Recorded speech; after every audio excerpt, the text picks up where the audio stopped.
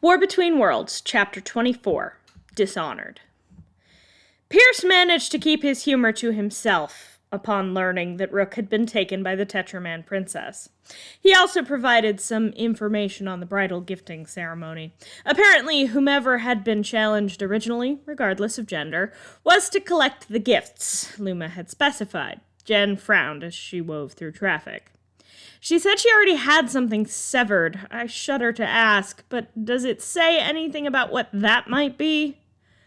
Not so much in specifics. It says that the general tradition is that the gifts should be proof of the challenger's prowess in battle.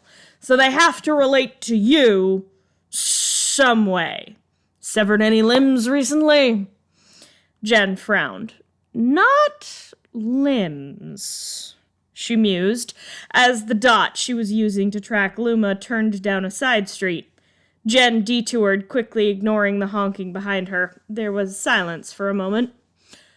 I hate the way you phrased that, because now I have to know what you have severed recently. Pierce sounded morbidly curious. 2 of Vilgax's facial tentacles? Though I have no idea how she'd have gotten her hands on them. Jen shrugged, taking a left and glancing back at the tracker. She swore. What? She's going to my house!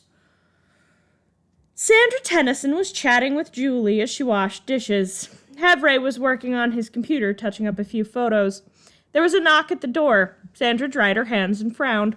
She wasn't expecting visitors, but as whoever it was began to ring the doorbell, she shook her head and quick-stepped over to the door. I'm coming! She opened the door and blinked. There was a woman outside. An alien woman. She stood about 7 feet tall. Her skin was bright red. And she had 4 arms and 4 bright yellow eyes. Her ship was parked on the front lawn, and she had a bag over one of her shoulders that appeared to be squirming. Sandra's hand inched toward the blaster they kept by the door. They hadn't had to use it yet, but Jen was a bit paranoid, and Carl shared her caution.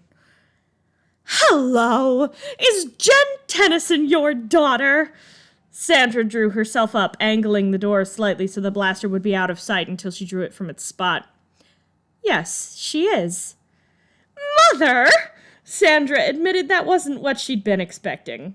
The large red alien plucked her out of the door and hugged her. She was reasonably certain she heard her back make a popping sound. As the alien set her back down, she set down the bag she'd been carrying. I am Princess Luma Redwind. I have brought you the traditional bridal gift of my world. Sandra blinked. Without turning from the door, she called back into the house. Carl, we have another guest. Be there in a minute, Sandra. Luma grinned and kicked the struggling bag. Sandra frowned.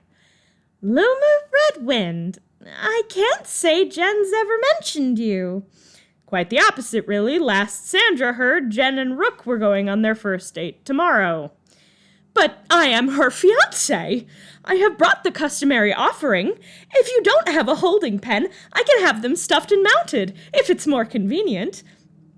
Sandra had no idea how to respond to that, so she was relieved when a glowing blade sprouted through the fabric of the bag and it tore open from the inside.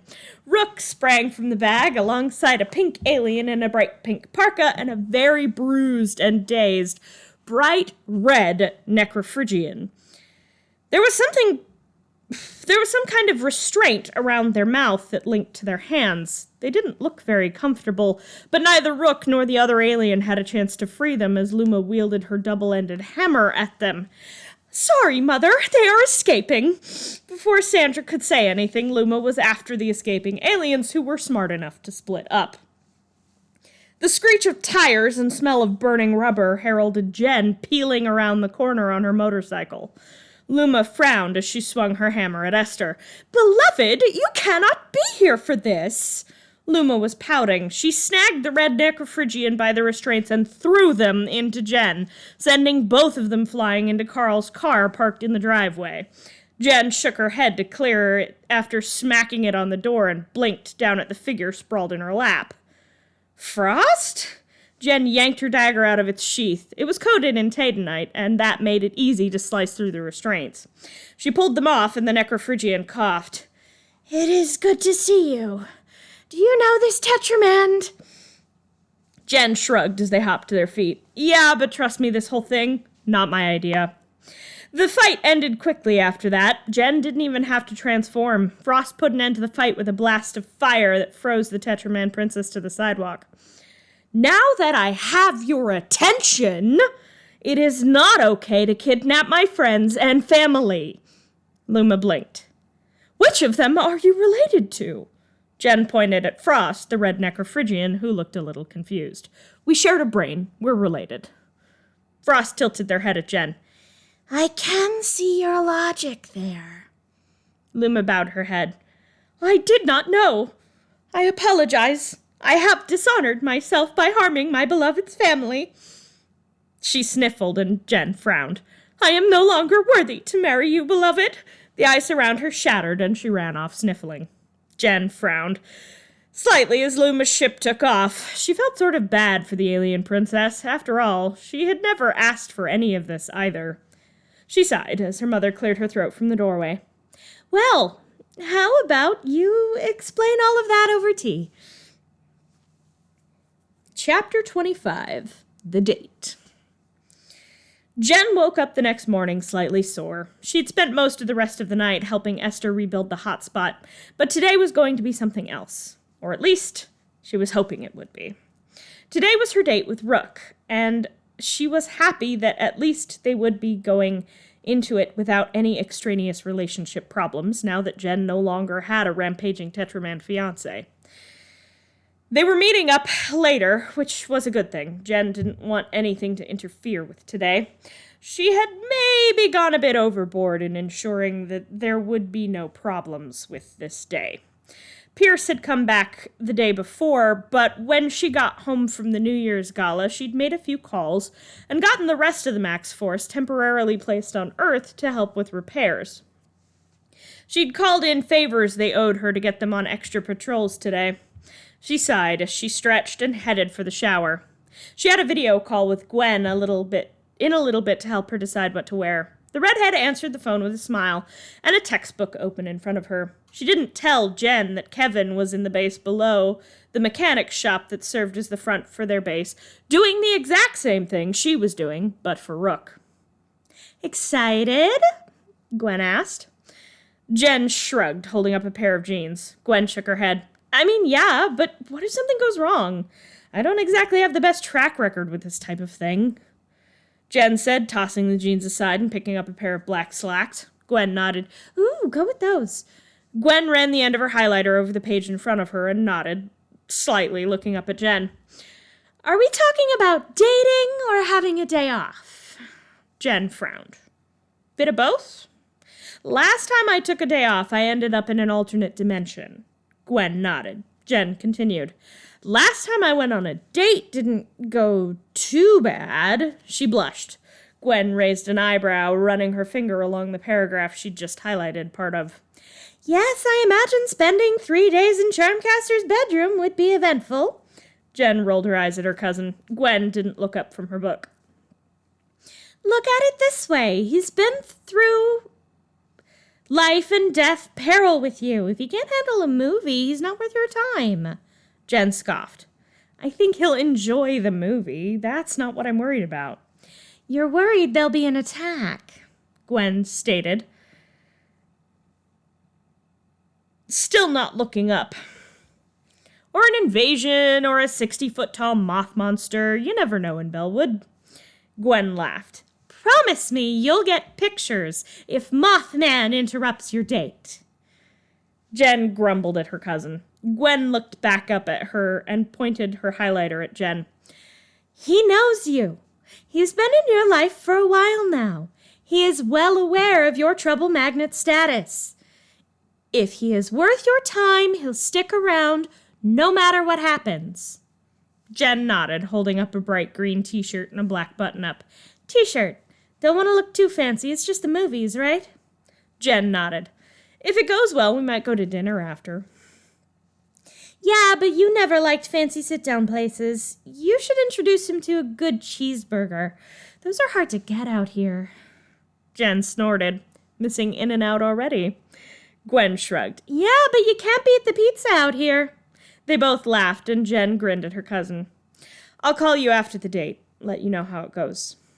Gwen nodded and grinned. Have fun. That's the whole goal here. And if you pull another Charmcaster, use protection. Jen snorted as Gwen hung up. Across town, Rook was frowning at his closet. Kevin snorted from the videocom link in the corner of the room. Rook rolled his eyes, a habit he'd picked up from his partner. Should I wear my armor? Rook asked. Kevin laughed. Kinda sends the wrong message. What do you have that's Earth casual? Rook frowned as he sorted through his closet. In all honesty, there wasn't much there. He had a few shirts and 2 pairs of jeans, a standard plumber uniform, and several sets of proto-armor. Kevin shot down 2 of his shirts, the Hawaiian prints. He ended up going for a plain black t-shirt. Kevin nodded slightly. Looking nice. Now you should get her flowers. Sort of an Earth tradition. I think roses are the general tradition. Gwen likes yellow roses, but I'm not sure what kind Jen likes. Rook nodded. Should I bring my proto-tool? Can you fight without it? Rook nodded. Then leave it behind. It'll get in the way in the theater. What movie are you seeing, by the way? Jen has picked a movie she believes we will both enjoy. It appears to be a documentary about Earth history. Kevin frowned. That doesn't sound like Jen. What part of history? Medieval England, I believe. Kevin snorted. Oh, that should be fun with her. He refused to elaborate, but insisted that Rook should get Jen flowers, so Rook set out a little earlier than planned. He ended up getting a bouquet of red roses from a very kind florist, whose shop wasn't too far away from the base. She had been a bit startled when Rook had come into her shop, but grinned as he explained what was happening. He stepped into the hangar and smiled as Jen's car pulled into the room. She parked and stepped out of the car. You ready to head out? She asked, smiling, and Rook nodded, pulling the bouquet out from behind his back. Jen looked startled, but pleased. Oh, thank you. She took the flowers and blushed as she smelled the bright red blossoms. I am glad you like them. They smiled as they got into Jen's car. They reached the theater with time to spare to grab snacks after purchasing their tickets. Jen was nervous, more that they would be interrupted than anything else. But they made it into the theater without incident. They sat a bit farther back and shared popcorn. Jen couldn't settle fully, still worried about something attacking, but they made it all the way through the documentary. Rook appreciated the history of it, and Jen got an odd dose of nostalgia from it. She'd spent some time in 11th century England, and it was odd to see something close to it up on screen. Jen drove them for burgers after the movie, and they sat together on the hood of Jen's car on the outskirts of town, watching the sunset. She grinned as the first few stars became visible. I can't believe today went so well. I was half expecting Vilgax to pop up or someone to threaten to blow up the planet again.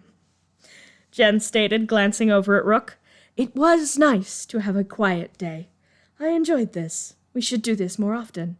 Jen snorted. If we get the chance. I tend to have a very active life. You know that, Blonko. I do, and I enjoy that as well. His statement was so candid it almost took her by surprise. She grinned at him. That's good. 'Cause you're stuck with me. He took her hand and smiled at her. I cannot think of a more pleasant place to be stuck than with you.